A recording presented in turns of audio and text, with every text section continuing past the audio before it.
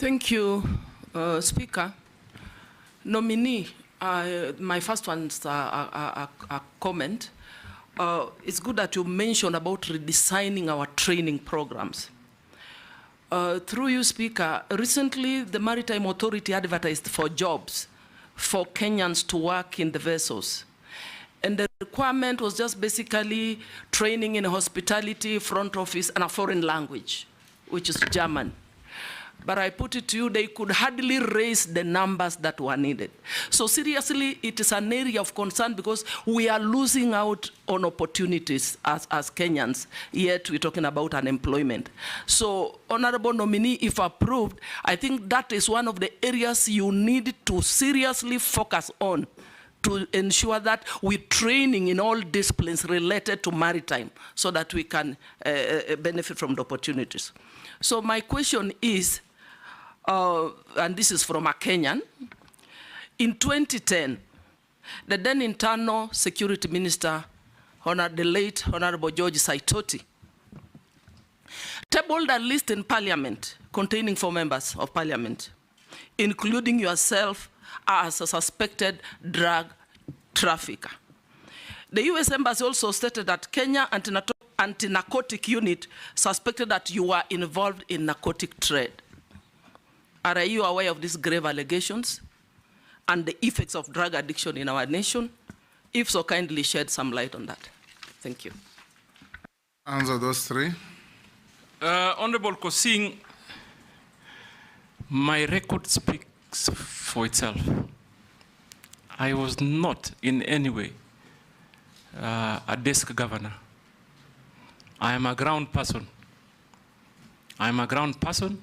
That is why I left Mombasa County with the best cardiac center in the country and possibly in the continent.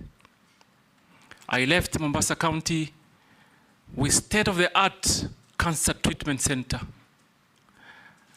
I left the county with a lot of social development programs that are on record. So I'm just picking a few. Mr. Speaker, today if I have a cardiac issue, I want to tell you, and I will encourage all of you and those that have visited Mombasa, if you have a cardiac issue, Coast General is your place. Because they have the state-of-the-art cath lab with well-trained doctors that constantly do open heart surgeries, fix cardiac issues quickly, and that was my leadership. So I provide leadership, and I will. And in the mining and blue economy and maritime, if you approve me, I will hit the ground running, Mr. Speaker. On matters of licensing, I don't know whether this committee understands the process that is applied on licensing, but I'll quickly share from what I found out. And I'm saying that this I found out from the private sector. Number 1, you go to the potential area and engage either the landlord or the communities or the county. Then you get a consent. Then online, there is what they call the cadastre that covers the whole country in potential areas in matters mining. Then once you have the consent, you peg on the cadastre. And then at that point, you do a physical license application. And I've already heard of many instances that people have falsified documents to peg on the cadastre. That is number 1 hindrance on efficiency on issuing license. Because then therefore, a true potential, and this basically mostly is done by speculators. So the true potential investor does not get an opportunity to even apply. So we first of all must fix how we handle the pegging. We must have technological means of ensuring that whatever is used to peg a site meets the standards. I have had, for example, someone would just upload a newspaper and that acts as a consent.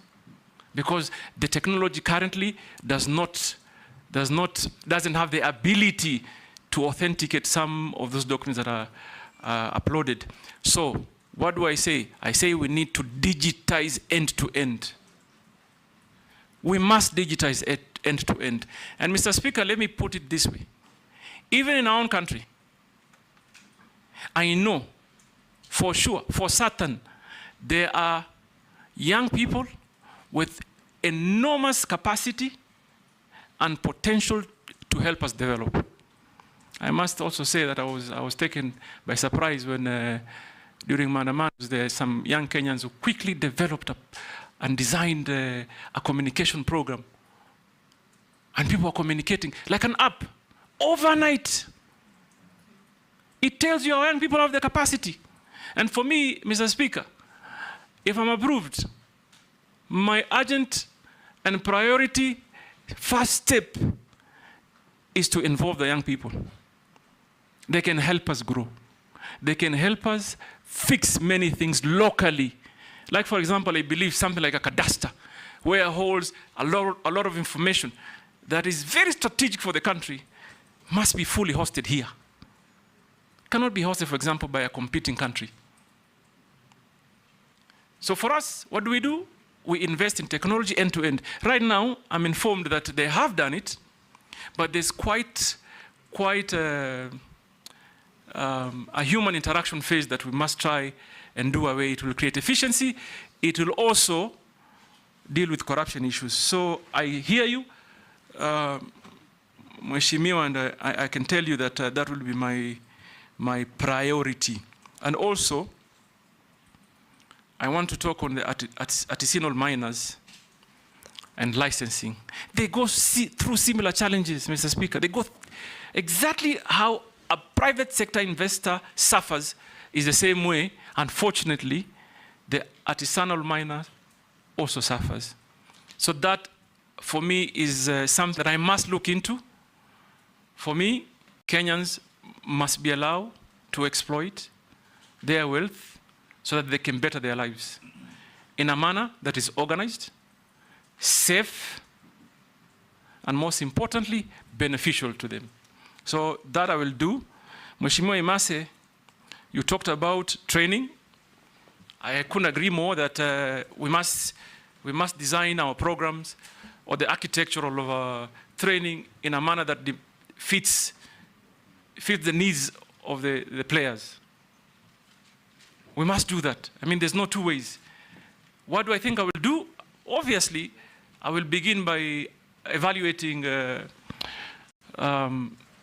Bandari Academy. But I'm going also to try and forge partnership with, for example, Technical University of Mombasa, the universities around the lake areas, and many others, because those job opportunities are not only for the coastal people. They are not only, they're for every Kenyan. And therefore, we must create a partnership in designing an architectural plan that conforms to what the industry needs. And I will work closely with private sector. Mr. Speaker, finally, Honorable Imase talked about a citizen that sent you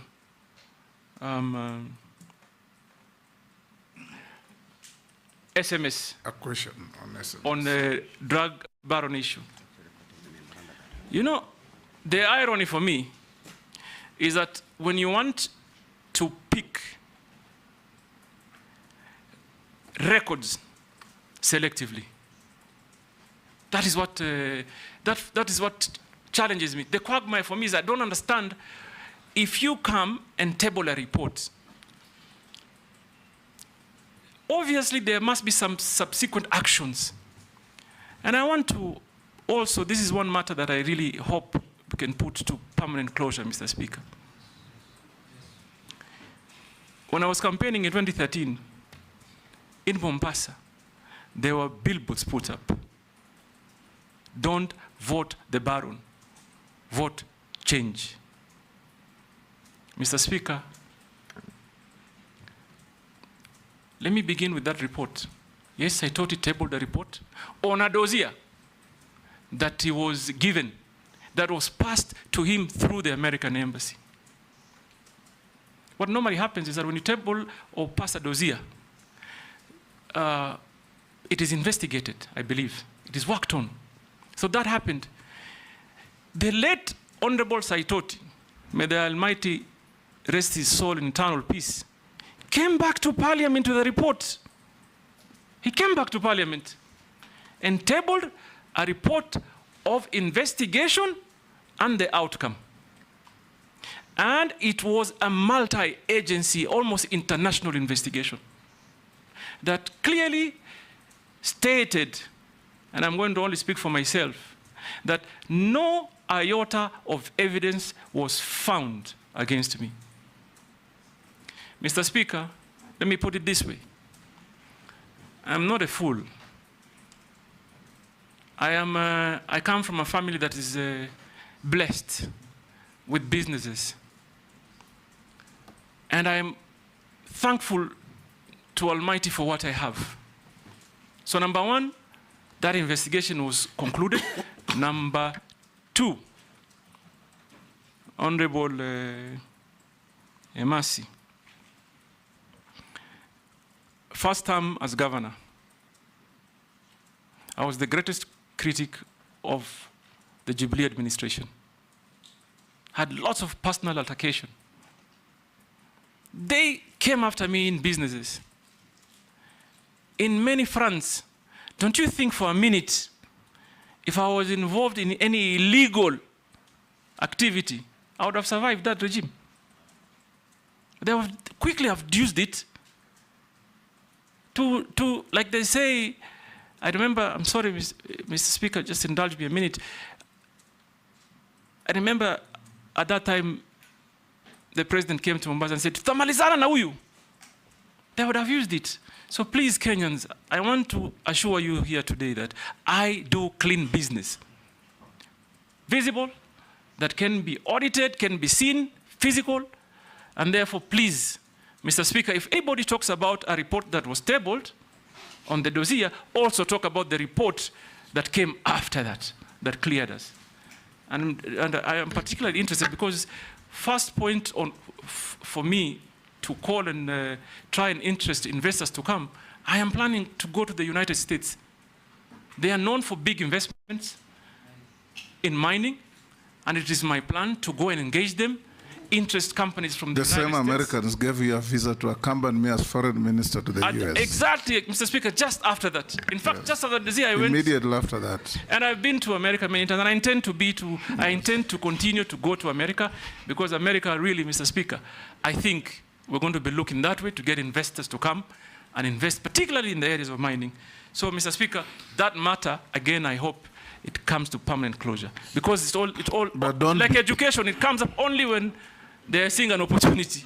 But don't be pigeonholed to America. There are even bigger mining countries like Australia. No, in Canada, Australia. Others, yes. And even here, by the way, Mr. Speaker, I don't know whether you know, I've just found out, in fact, just yesterday, that Kenyans have invested heavily in mining in Tanzania.